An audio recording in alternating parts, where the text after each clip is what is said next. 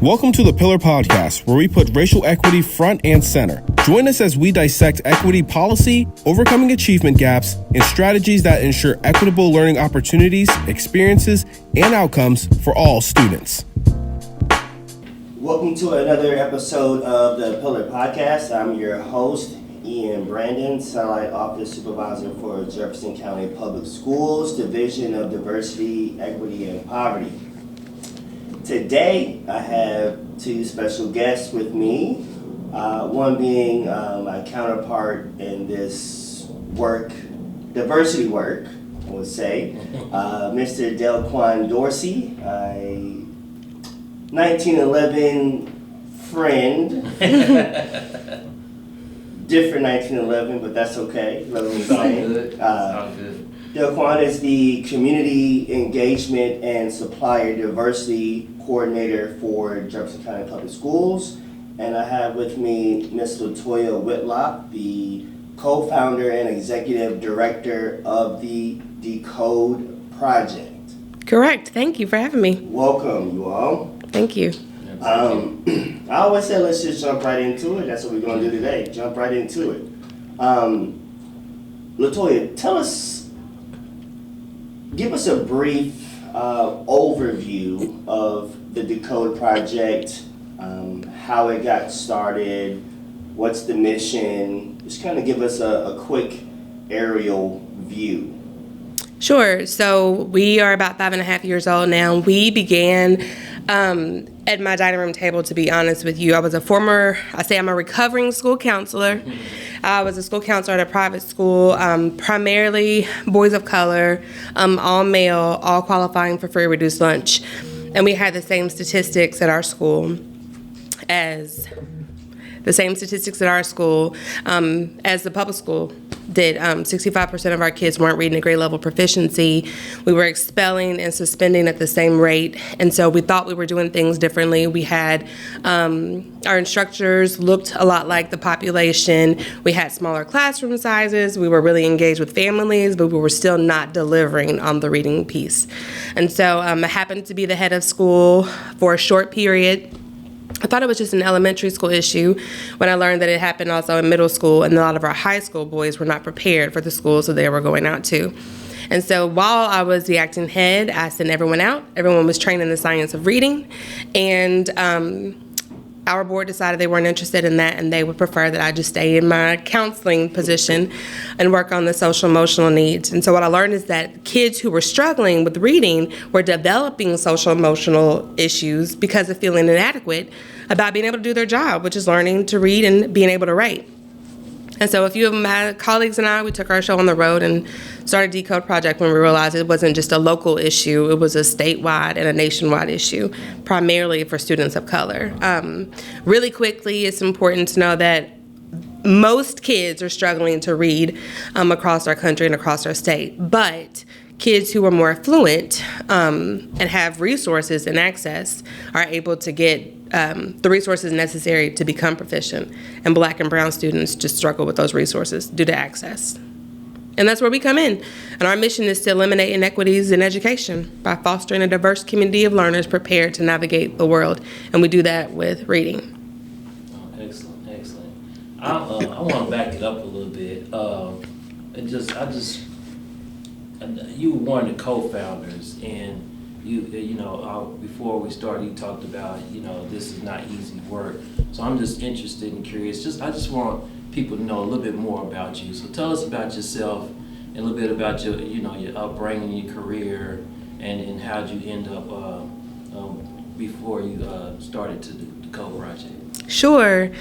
The funny thing is I work in education, and I was not great at my early education. I was on the struggle bus, and it wasn't because I was incapable. I got diagnosed with ADHD in the 4th grade, and we're not sure if it was because my parents were going through a divorce, or if it was because, and the trauma of that, or if it was just genuinely, I struggle with attention span. My teachers would be in tears sharing with my mother. If she could do everything orally, she'd be a straight A student. My mother and I, we would cry doing my homework. And she would come to parent-teacher conferences and have all zeros because I hadn't turned anything in. We would go to my locker, and my locker would be filled with papers that I had completed and failed to turn in. Because when I got to school, I saw my friends, I saw my teachers, I saw the cafeteria staff, people that I loved, and it was a joy to be in the building, although I wasn't successful on paper. And that's just a little bit about me, which is very different. I have an older sister. She was a straight A student in advanced placement program, graduated on time. Little not so public fact about me is I didn't get to walk in my high school graduation. I was 3 points away from a C, which I needed in my chemistry class. Thank you, Miss Turner, because you taught me a lesson. And I didn't get to walk in my graduation. I was a week away from graduating when I found out. And imagine how mortified you are. You've been on the cheerleading team. You ran track. You did the things. And then you can't walk at graduation. But one thing that you'll learn about me is my knees are really bruised, but I'm good at dusting them off and starting over again. And so I think that I represent for a lot of kids who approach us with some behavioral concerns or academic concerns that I see you, I understand you, and I think the average child is more like me than the straight A student who can just sit and get.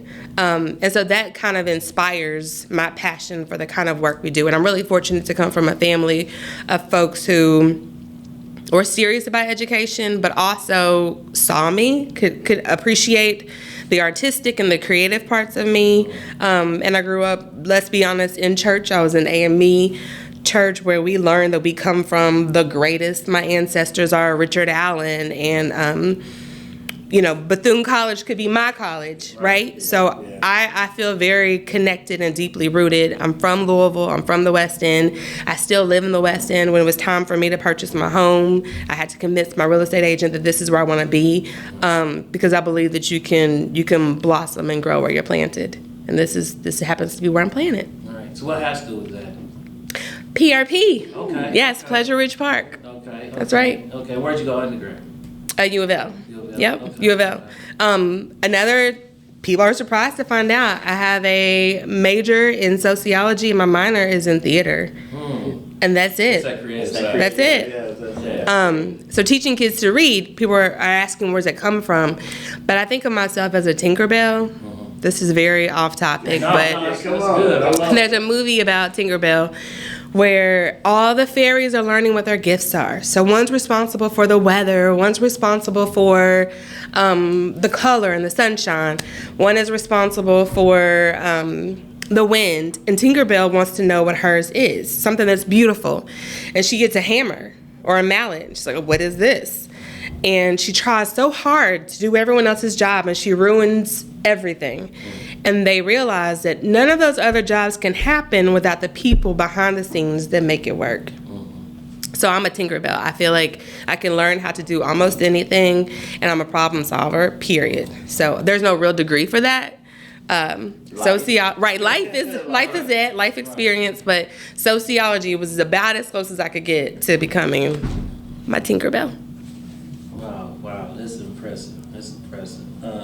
And I appreciate you sharing that story, because I would have never, meeting you and hearing you talk, and you're of course you're down to earth, but you're intellectual at the same time. Thank you. And able to connect those dots, and going back to earlier, going back to the Decode Project, just talk about what's unique. Because you started 2018, right? That's right. Okay, so yes, you saw this issue, but what is it that you being the problem solver, what did you see the need for, and why did you bring this unique approach to the table or to the community? So I had a kindergartner, he's in the first grade, and he had been with us since he was in pre-K. And all of a sudden, he had these behavior issues. He had the deepest dimples ever. He was so cute. He was kind of shy, kind of quiet. And again, he'd been with us since pre-K. We knew his family. So that's 3 years. And the teacher brought him to my office and said he can't come back until he completes the assignment. We worked on the assignment, turned the page, and it was like he went blank, just start all over again. And so I had a reading specialist, a volunteer, Her name is Kelly Keir, and she made, money off of providing literacy resources. And so she said, I think we're seeing some signs and symptoms of dyslexia. Okay. You might want to take a look at it. I explained to her that I'm not a teacher. Yes, I've substituted. I'm a counselor. She said, but if you want him to survive in his first academic letdown, to be expelled from school in the first grade, I challenge you to be a problem solver. And so I took up the challenge. She had curriculum that was created by educators for non-educators. I learned it, and I learned it in about a week and a half. Wow. I began to pull him proactively. So instead of having the teacher call him and have him removed, I would pull him in advance. We worked on the curriculum. After about 6 sessions, the teacher came to my office and said, so what are you doing with him? And I asked her, do you like what I'm doing with him? And she said, yeah, it's working. He sat down for a spelling test. That's an achievement. He got 5 out of 10 correct, which is a big deal. And then he has the audacity to raise his hand and want to help his peers. Wow. So then you're seeing this esteem build. And parents had, been trying to pull him away from football. Again, the school is threatening to dismiss him from the school. And so to see this change overnight, I even showed him a video of himself when he was being disruptive and said, well, who was that guy? And he explained, in the first grade, I probably did all of that because I didn't know how to do anything. I didn't know how to read. So sit down for what? Just pure honesty. Pure honesty. But now I can. So I can be a helper in the classroom now. Wow. Right. And I think that approach just allowed me to believe that I don't have to have this extremely long, lengthy formal education. Some problems really do have simple answers. It's just a change of the mind. And I think that our literacy crisis is a definition of one of them.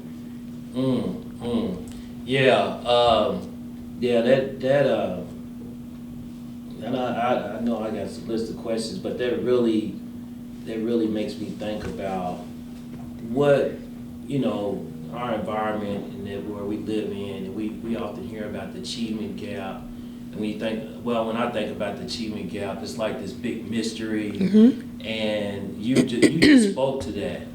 And what do you feel like are those systematic barriers, are the cultural and social barriers that is causing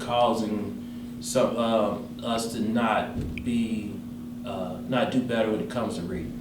Sure. I'm going to tie this in with part of your original question that I didn't answer. Okay. And that is, I think that whenever we see a population that has been disinvested in, and let's just be honest, dehumanized for some reason, those kids are traumatized. A lot of people who approach us ask us with well intention, like, are the parents at home? Are the parents engaged? Do they have fathers? As if that is a suggestion on whether or not the kid has the ability to learn to read or not. And we're not asking those questions about kids who live further east. We're not asking those same questions about kids, let's just be honest, that aren't black or brown. We're not asking those questions even about the kids who are just across the street in Portland, right? We're not asking those same questions. And so once you begin to dehumanize, then your standard for their humanity and the expectation starts to change. And what I think that we're seeing with our population is, with the reading crisis, is that we've kind of given up on a lot of our kids. And to be fair, a lot of our educators weren't quite prepared. There's a window of learning to read and reading to learn, and that's about 3rd or 4th grade. Okay. We've hired on qualified, trained educators who've been in the classroom, certified, who've been in tears when they've gone through our training and when they got hired onto us and said, I know how many kids I failed because I didn't have this. Wow. So if we had to point fingers, we could point them at maybe colleges and universities. We could point them maybe at some of their academic training. We could point them at the district to some degree if we needed to. But I don't think that there's a benefit in pointing those fingers. I just want to get in the solution. Right. Like, let's just tinker with it so we can get it to work.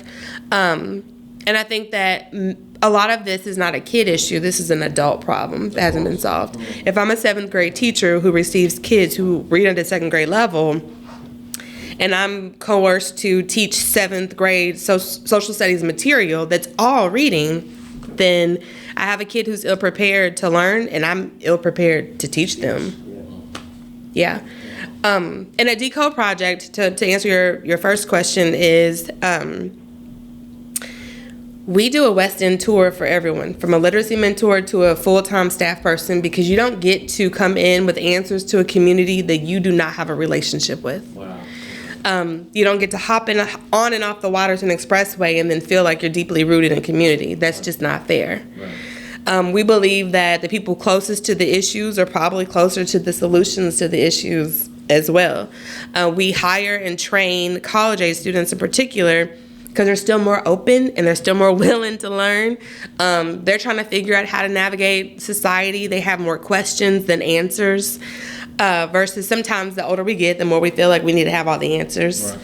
And then the other piece is they are not so far away from being that student who wish they had an educator who saw them, like in their uniqueness, saw them for where they struggled and where they excelled.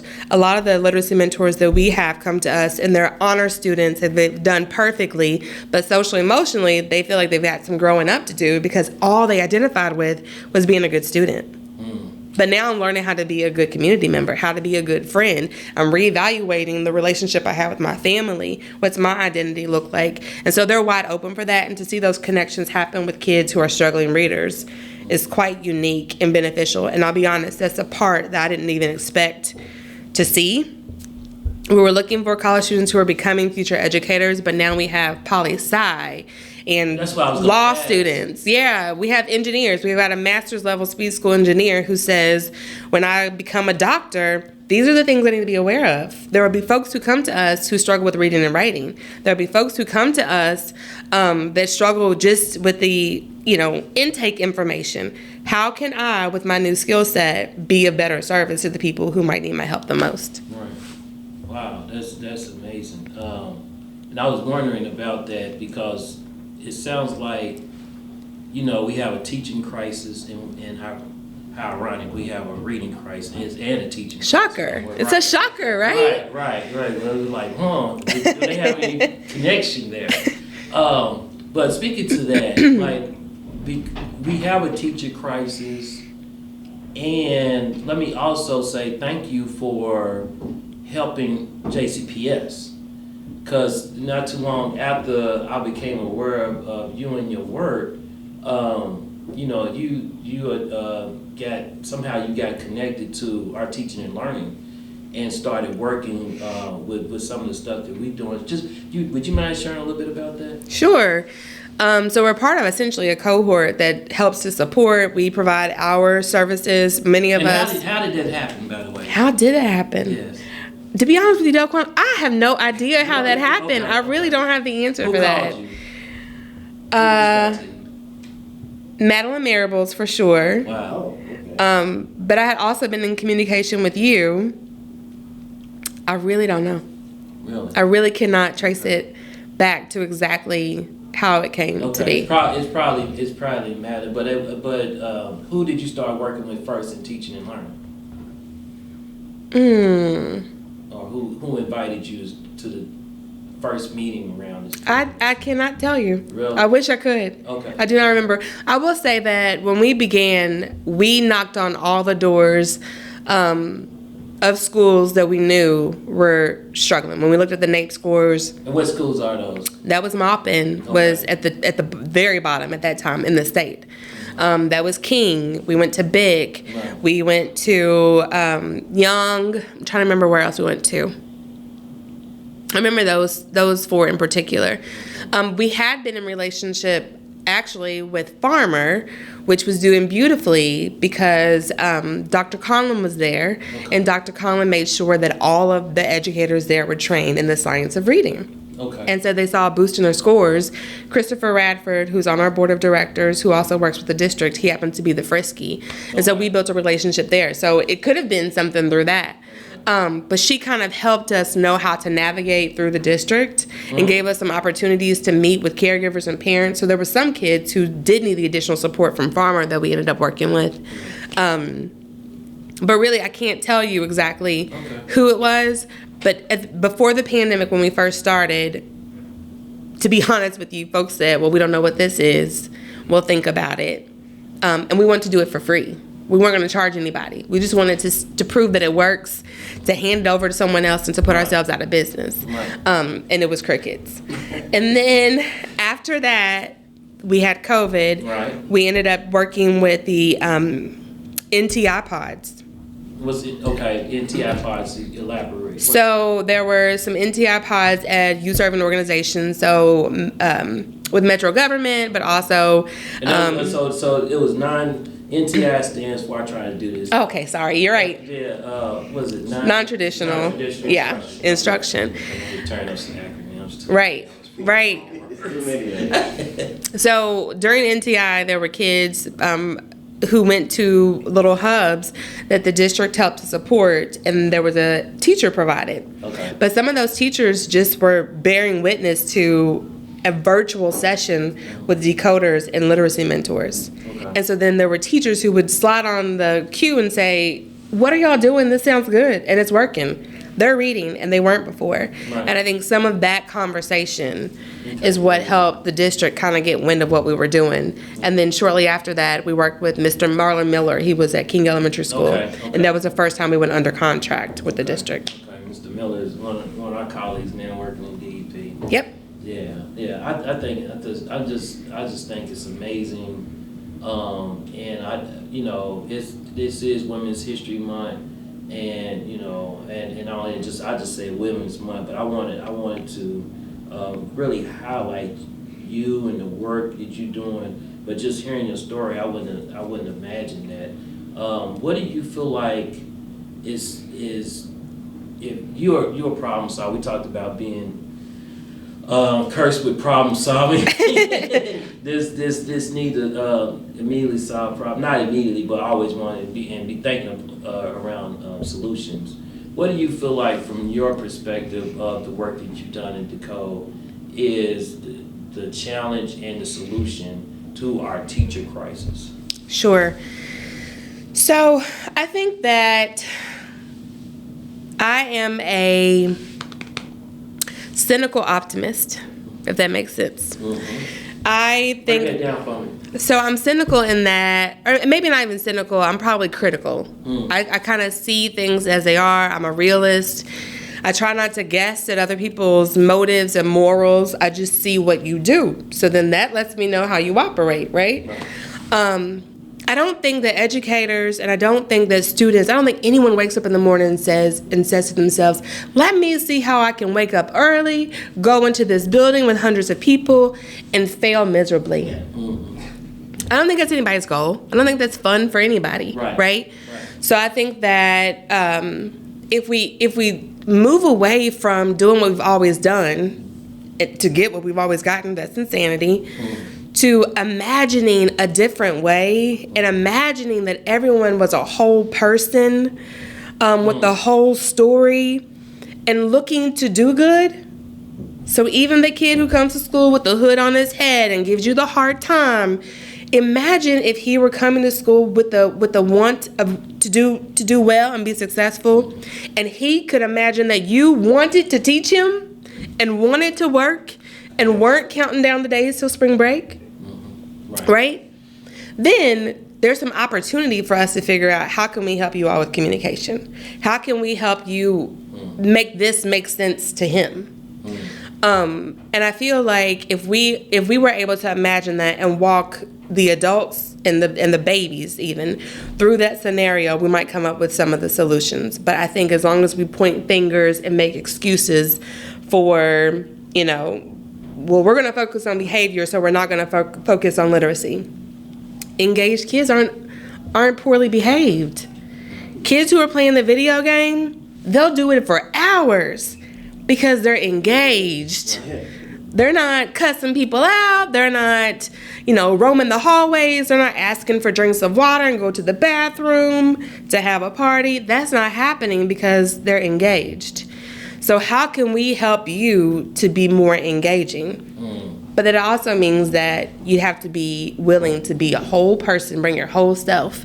The kids don't call me Miss Whitlock. That's my mother. They call me Miss Latoya because that's who I identify as. And there's no level of disrespect behind that. Right. They love to know that my name is like an auntie or cousin, or phonetically the way it's set up. Okay. Phonetically, the way it's set up is similar to someone that they know. A kid the other day just said, "Your name is the same name as my mama," and they love that. But if it were Miss Whitlock, that is just a little bit more removed than I would prefer to be. Okay. So I think if we could train teachers and also be forgiving, because a lot of folks who identify as educators, and we talk about this even in our pod at work, in our staff meetings at work, because we do have teachers who are on board with us. Okay. Even the folks who identify as educators, I dare you to identify as a learner first, right? Because if you see yourself as someone who has more questions than answers, Right. or that you're still learning and on your journey too, Right. then you wouldn't feel so compelled and so hard pressed to be wrong. Wow. Right? And you'll say, "Oh, I was wrong. Let me go learn something," and that's okay. Right. And then it also Actually invites you give them more freedom, more latitude. It's less pressure. Right. Education, while I love this space with my heart, because this is the one place that all people, for the most part, have to go through. It's just a part of your journey, life's journey. It's a little pretentious, if we're being honest. It's a little bit like you got to be a know-it-all in order to climb the ladder. When really we're all people who don't know it all, Right. who are on a journey, who are trying to figure things out. And when we can take the pressure off and give that to our kids, the willingness, we talk a lot when we're working with our mentors and our kids, be willing to be wrong until you're right, because that's where the learning is. It goes back to the bruised knees and being able to dust yourself off. I learn more in those opportunities when I'm not successful than I do from just getting it right the first time. And I think as adults, we've got to be willing to do that, because it allows us to be willing to learn something different. That's dope. That's amazing. Yeah. So go ahead. No, I was gonna say, one of the things I appreciate and value in your journey is your willingness and commitment to be planted where you grew up, right? And watering that ground, right? You're a Weston community member, grew up, right? You're servicing this area. You went to PRP, right? DP, the Decode Project services the PRP area. We base most of our service in the West End, but we will support anybody anywhere. Yeah. And I love that, because again, I think part of your approach, like Miss Latoya, right, and being willing to be wrong until you're right, all of those things, in my opinion, help to create common ground. And I think when you have common ground, it opens the door for student, teacher, or educator to be vulnerable. Right. And I think that's where a lot of the growth is. Right. You know, And the opportunity. There's more opportunity, correct? Right. And I love that. It's easiest to learn from someone that you feel like you understand and that you know, right? When I see kids in the grocery store, they look in my basket, and I always thought, like, what are you looking for? They want to know, like, I see you at school. Right.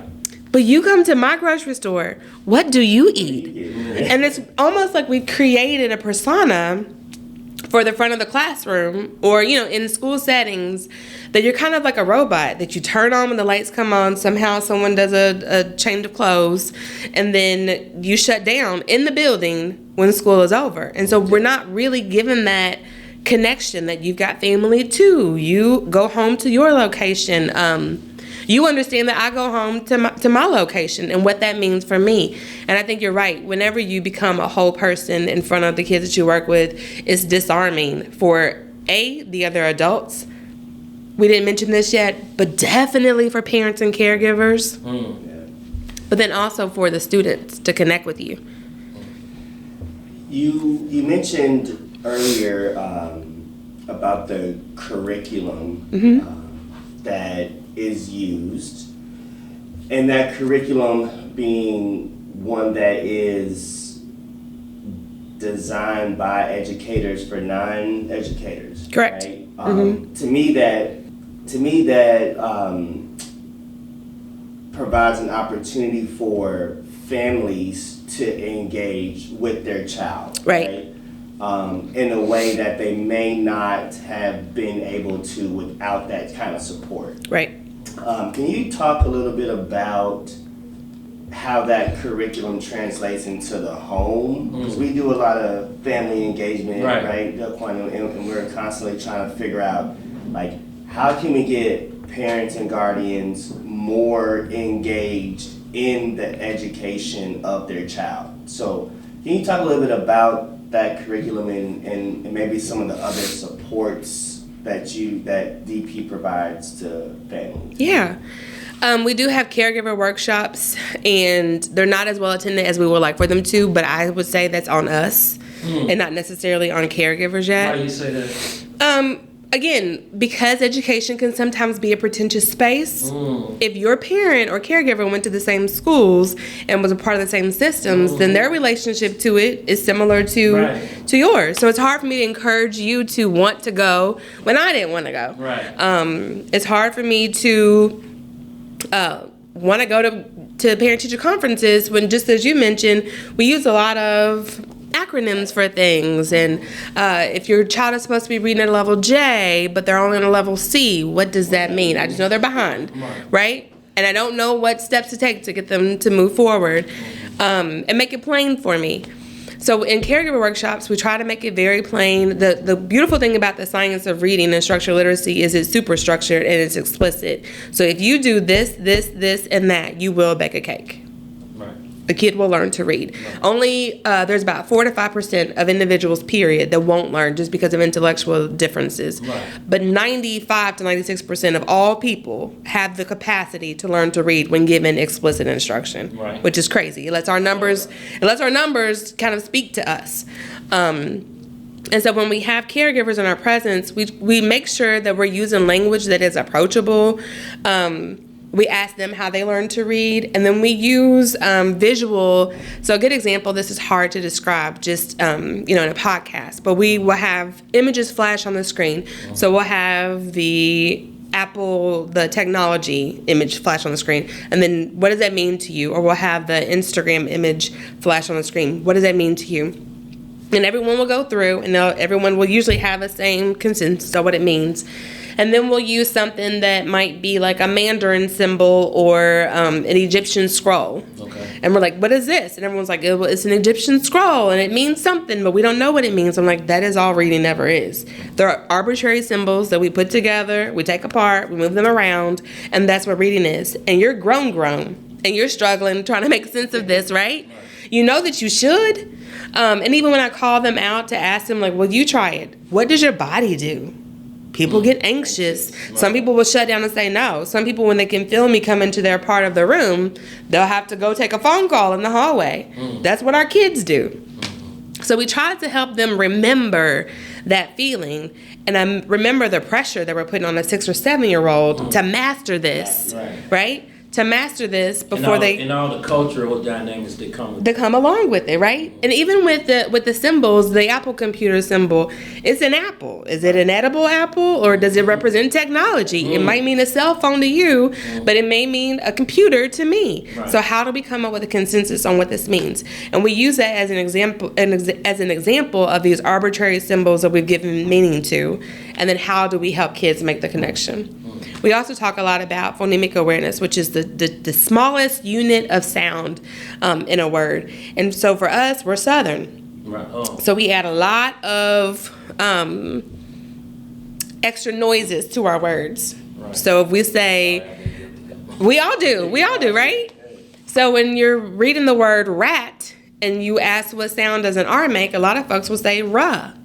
Well, ruh is two sounds. The first one is the second one is We ask kids to remove that in their big brains, smash the word back together, and if a T sounds like ta, then we're saying ruh at tuh.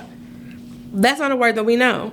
And we're asking kids to, in real time, have that all make sense in their brain. So when you tell a caregiver that, they're like, dang, reading is complex. It is. Never thought about it like that. And neither had I before 5.5 years ago, to be honest. But when you break it down like that, I think that it humbles all of us to how challenging reading can be and how explicit the instruction needs to be. And again, the science of reading is a science, but it's not rocket science. So you don't have to be a rocket scientist. You don't have to study this for 5 years in order to get a kid from not being able to read to being able to decode to be able to have some fluency. It doesn't require that. We teach and train literacy mentors in about 3.5, maybe 4 weeks before they're paired with the kid, and then they're able to show this.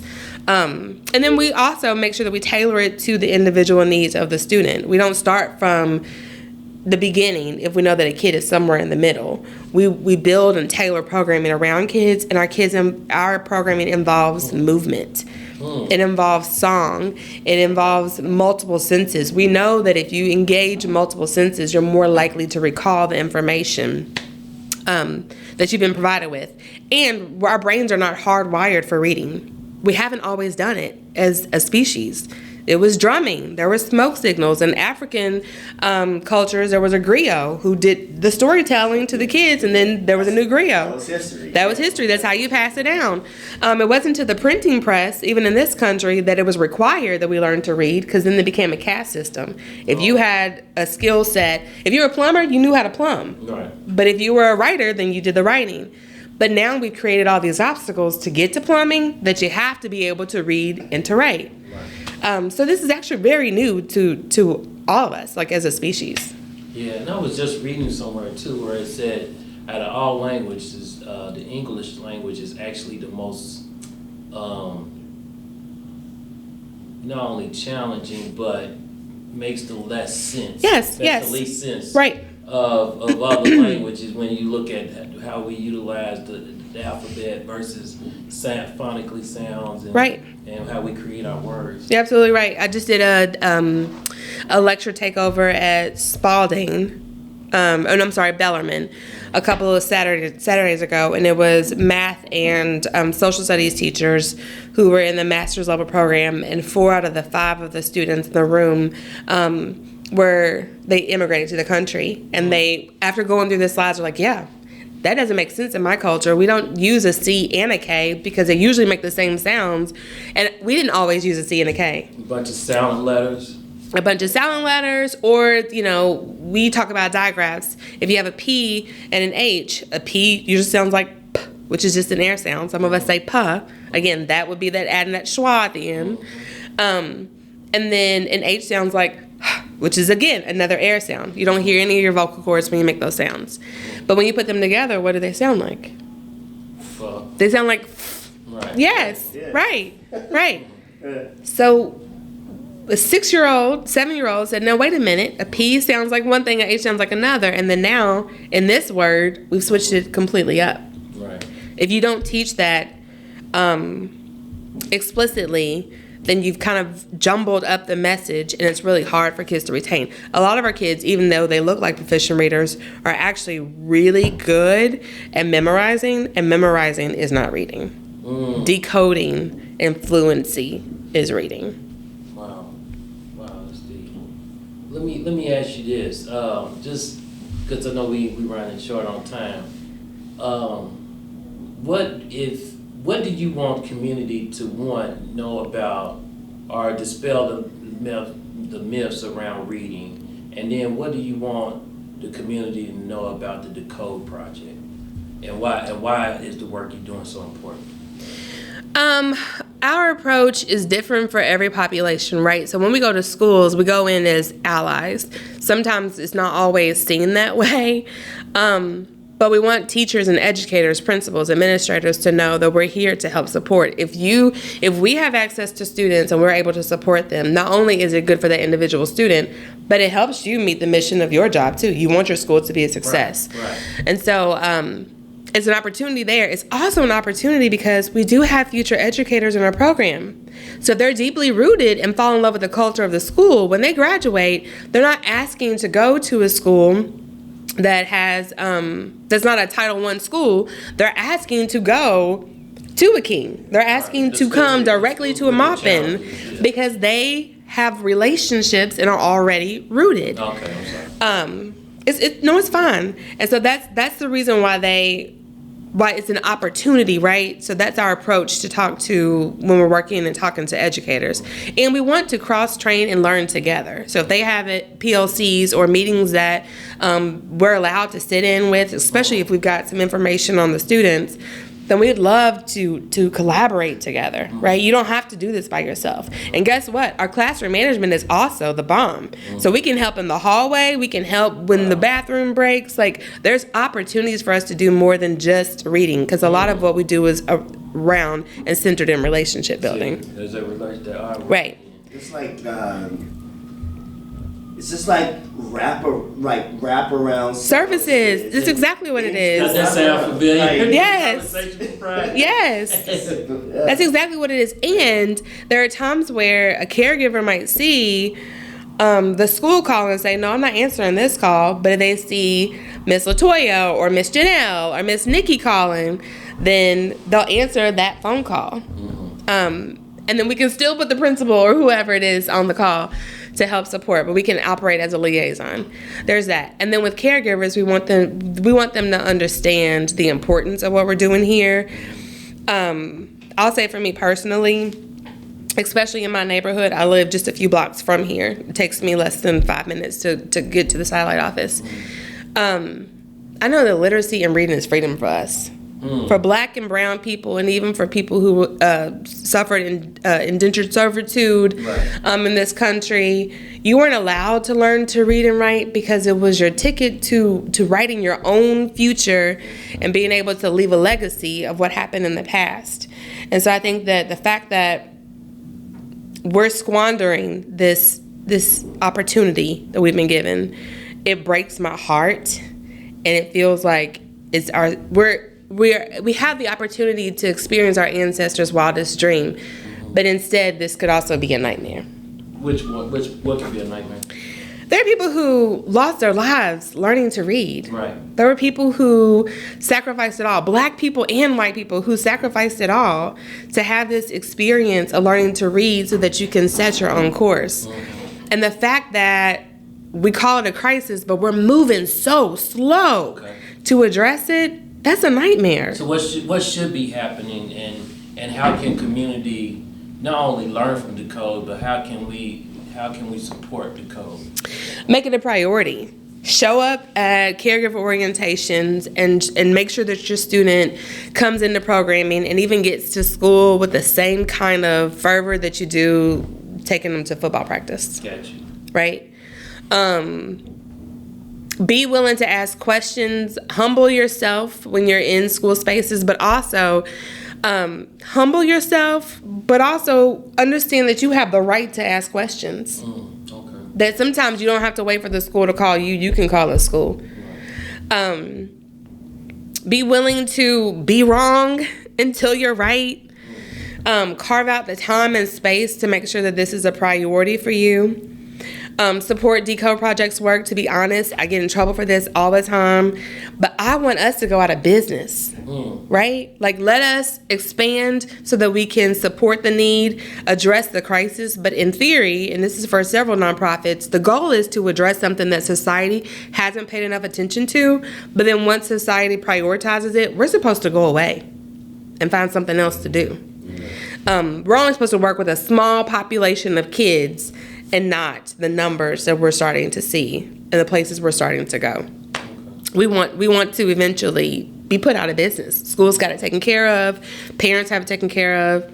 We're only on the corner for the few people who still need that additional resource and support. Until then, this does come at a cost. So it's about $1,700 for students to go from the beginning of the school year to the end of the school year with us. And we have in-school supports, but we also do after-school programming at the Ali Center. Right. And most of the kids, I would say 95% of the kids who are with us don't pay anything at all. But it does come at a cost, and that's something that we put on our backs to make it equitable, but also prioritize this. And in this country, the way we do that is to throw some money at it. So we're always accepting donations and resources. You can do that online. Follow our social media and share the word. Like, when we first started talking about Decode Project, www.decodeproject.org. Really cool website. Thank you. But pass on the word. There are people who are still shocked and amazed to understand how many of our kiddos, our students, who are not reading at grade level proficiency and the implications of what that means. You can look at our prison population. Over 70% of those folks who experience recidivism are functionally illiterate. I'm about to work with an 80-year-old man who went to the doctor, and the doctor happened to know about Decode Project. And before he dies, his wish is to learn to read. His partner passed, and so she did the reading and the writing. Wow. And so now he's on his own. And he survived 80 years, but he doesn't want to go any further without the ability of reading and writing. So just sharing the word. We talked to a few foundations when we first started, and they're like, well, didn't everyone read, get it done? Like, aren't the kids? And it wasn't until COVID, where more affluent families saw their kids struggle at home, that it became a priority. And so we also have to make some noise. I mean, we in Black and brown people, poor people, have to make some noise on what our expectations are from the education system. Because people who are more affluent, who potentially could put their kids somewhere else, they are super loud. When they have opinions, they show up at the board meetings. Their voices are known. They get organized. And I know that part of that comes with privilege, because they have the time and the energy and the resources to do that. But we also know how to make noise when it's something we really want to. Right. And so we have to take some responsibility for what that looks like on our end. And then the last thing I would say, maybe it's not the last thing, but something I think is really important, is the onus of learning to read and being successful at school is not on the child. And I think caregivers need to know that. I think educators need to know that. It is too much responsibility to ask a 7-year-old to teach themselves to read and to practice this when they're not in your presence. I think that is a ridiculous request. If we're still helping kids tie their shoes at that age, why would we ask them to, this gateway to the world and information, why would we put the onus of that to be on this developing brain? And the standards are getting higher and higher for kids who are younger and younger, when our society is saying that the level of responsibilities on our young people, it's challenging, and we're not really built for it. So we just need to start thinking about what makes actual sense, and not what's easiest. I was on a panel for the film The Right to Read, which everyone should see if you haven't seen it already. It's about Oakland and how they're turning their system around. And even the Mississippi Miracle was not a miracle. It was organized. They were intentional about it. But I was on a panel with someone from KDE, and I appreciated her transparency when she said, when we think about policy and when we think about procedural things for the state, and even for your local district, we do it to the benefit and the appeasement of adults. And if schools have hundreds of children in them, we might want to have them as a clientele in mind when we develop what happens at schools. Yeah. But our kids are so worthy. That's the craziest part. This is a selfish thing for me. It's legacy work, sure. But it's selfish for me, because when you see that light bulb go off and I realize you are my neighbor, you are my doctor, you're the next politician, you're the next plumber I'm going to need. Whatever you become is because of what I put in or what I took out. And you can't get a withdrawal if you did not make a deposit. And so noise for the sake of noise is just, it's ridiculous. And our kids deserve it. And they know when they are seen. They know when they are loved. And I don't have a lot of behavioral issues with the kids that we work with. And we get kids who are like, well, be careful of Rebecca, because she's just... And I'm like, Rebecca's killing it in here. She's a leader. But we also told her, you're a leader. I trust you to do X, Y, and Z. You set them expectations. Yes. And we're consistent. This morning, we do a before school program over at King. and I let one of my literacy mentors lead, and she's excellent. And so Lindsay said, well, we were a little chatty today, and so next time we can't step on each other's words. And I said, but if they do, what happens? Because kids need to have something that's predictable, right? So if you do this, then this happens, right? And there's also a reward. So make sure that the reward for that matches the consequence. And I don't mean just the tangible things, but even the praise. Let your praise be just as tough, just as loud, just as let me call home and tell what you did that was wonderful, as I do when I call home and tell that you got a referral and you gotta go home. Right, and that's what I think. Thank you for that, because I think part of it is why I wanted to do this interview with you is not only the amazing work and how you've been able to decode, the impediments around our ability to teach how to read, but also the Code Project gives adults the skill set and the awareness of how we get into, not only how we get in the way, but you show us in which way and direction we need to go. I think so. I think what's interesting, yes, the kids are the most important thing, but I think running right next to it, if not even more, you're teaching adults. You're teaching adults how to be more effective, and while you're teaching kids how to, improving literacy, you teaching adults on improving youth development and development, period. Thank you. I will say that I don't know how much I'm teaching adults as much as I'm asking them, I'm begging them, I'm imploring them to please just remember. You were just a student. Remember that transition period of, you mentioned my family earlier. I love my mother.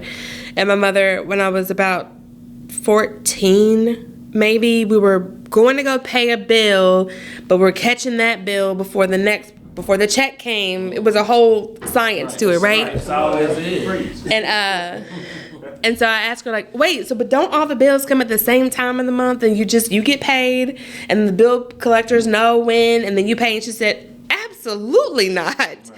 I said, wait, so it comes whenever it comes. Some are on the 1st, some are on the 2nd, some you can schedule. Many you cannot. And I said, well, how do you keep up with it? And she said, I do my best.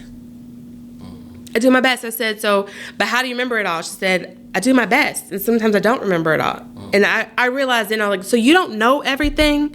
You don't have a plan for everything? And she said, no. And just the relief. I get to not know everything and do my best. And that gets to be okay. It's just so simple. So having the adults remember that, I think it just changes your perspective. I feel like it just lightens your load.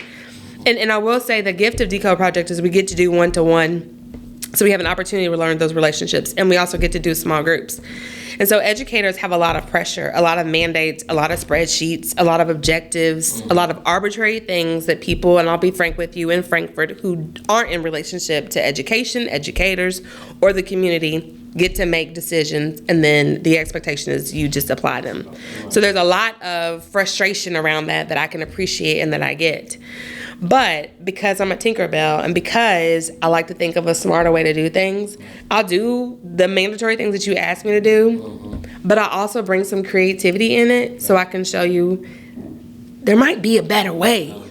There might be an opportunity to change something here, and I can show you better than I can tell you. Right. And that's what Decode Project is again, we didn't hear from people at the beginning of the pandemic, and then after the pandemic is when the calls came in, and now people are interested in programming. But it happened because we can show you better than we can tell you. No, I think you do a great job telling it too. Well, thank you. It's been such a enlightening conversation.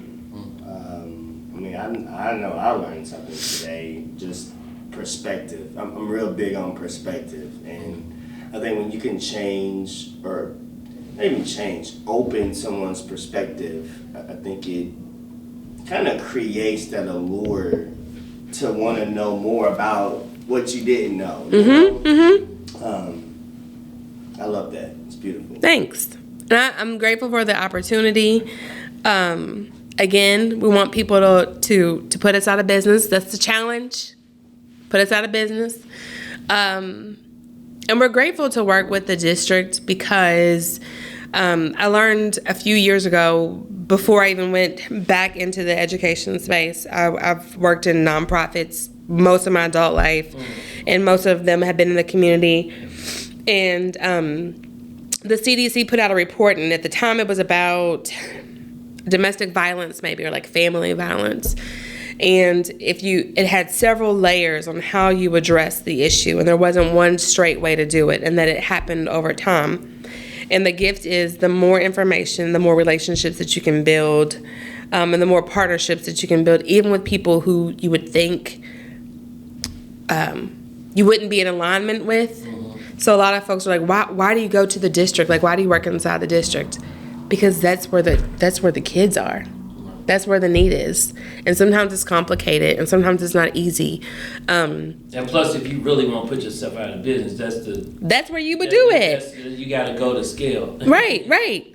Not only go to scale, but then you also have to systematically. Right.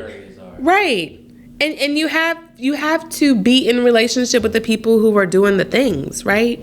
And it just makes sense. And it's our job, and I tell our mentors and our staff people, it is our job to speak first. It is our job to demonstrate how this works. It is our job to show the power of relationships. It is our job when an educator or someone brings a kid to us and like, well, this one's tough. Good luck with that. I'm like, oh, we can't wait. I love him. And pick them up. That helps someone else change their perspective, and there's not this energy of, dang, we have to do this. It's like, gosh, we get to do this. And I think just that perspective shift could change the world. I believe it. Delquan, thank you. Latoya, thank you so much. Thank you.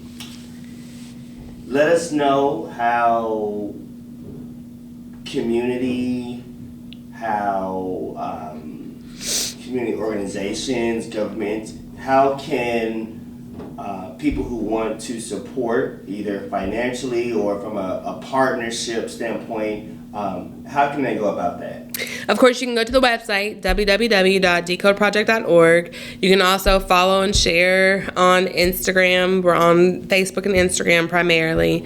And then when we have our caregiver orientations, we invite everyone. We're so impressed. How big is your staff, and can you shout them out? Yes. So to be honest with you, there are only 2.5 of us that are the admin folks that are making it happen. And we work with over 87 students already this year. We're going to have a 3-week summer camp this summer that's super fun but super intensive on the decoding and literacy piece. And then our caregiver orientations are open to everyone. So it's for caregivers who have registered their students to be in programming. We do have a wait list at this point. But also, I mean, mentors. We have 22 on staff right now. Wow. And then we go out to shout out to U of L and their community engagement department, because they've really been supportive of what we do. They host our community breakfast that we have at the University Club. Okay. But then also their students, they come to us. Bellarmine, also, we're developing a beautiful relationship with Spalding. And so the literacy mentors, when I tell you, they are the truth, and it lets me know the future is going to be bright. They are amazing, and that's just something we didn't even anticipate. We're watching them grow up, right? Watching them transition to adulthood. You can't tell me that we're not going to be okay because of them. And then again, if you want to support, we look for donations. We have an Amazon wish list that's also on our website. But more than anything is just talk to us. Schedule some time to just be in relationship with us. We're also looking for more board members to kind of solidify our future and longevity. So be in community with us. And that's the trickiest part, right? That's the hardest part. Don't just donate, don't just volunteer, but be an actual community with us. Yeah, I think this work is life-changing for everybody who touches it. Thank y'all. Thank you. Thank you. Thank you for joining us on this episode of the Pillar Podcast. I don't know, Abdul, just stop it right